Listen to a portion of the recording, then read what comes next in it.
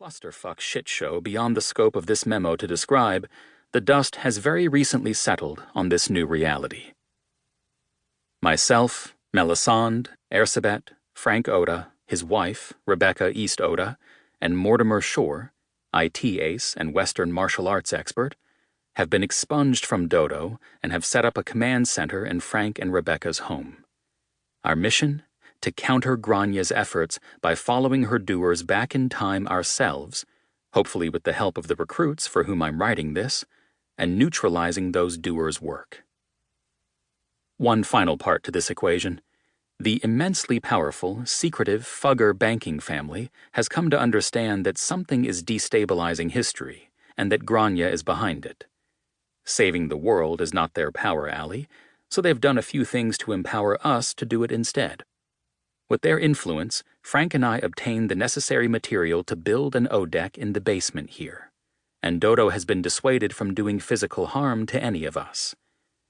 Otherwise, we're essentially on our own. Welcome to our chaos. Prologue. Unclassified document. Pine soot ink on mulberry paper.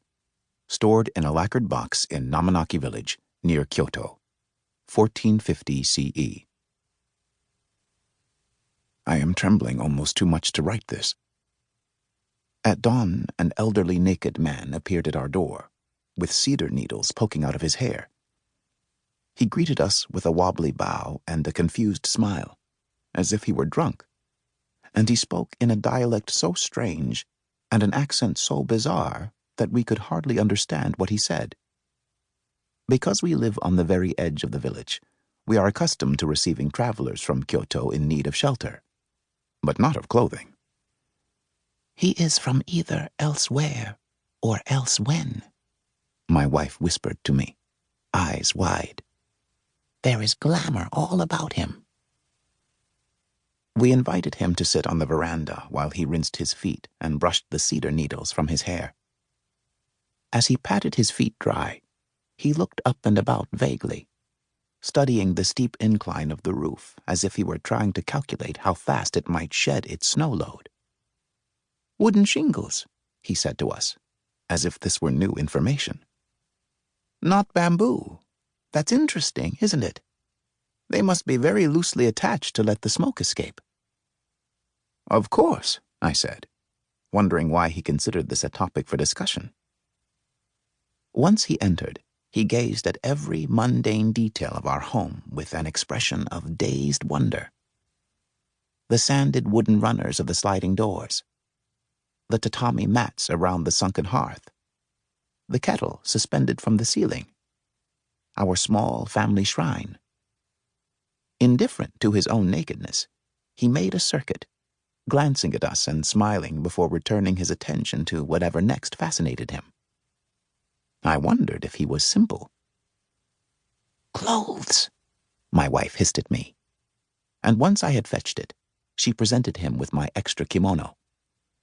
He accepted it with much bowing and thanks and apologies, seeming distracted and amused by the exchange, as if he were sleepwalking through a no play. Again, I wondered about his mental state. However, once he was clothed, he turned his focused attention to us, his hosts. His accent and dialect remained a challenge to understand, but now there was a keen intelligence in his eyes. He introduced himself as Oda. He had chosen our home, he told us, because he had ascertained that my wife is a witch, and he requested her services to be homed by magic to where he had come from, once he had completed the task that brought him to our village. Seiko was astonished by this situation, for she has never before received an elsewhen traveler. But of course she agreed. He told us he had come to examine a painted wooden box in the village shrine. We knew which box he spoke of. Legend says it was brought to the shrine centuries ago by a terrifying sea goddess with huge eyes and hair like fire.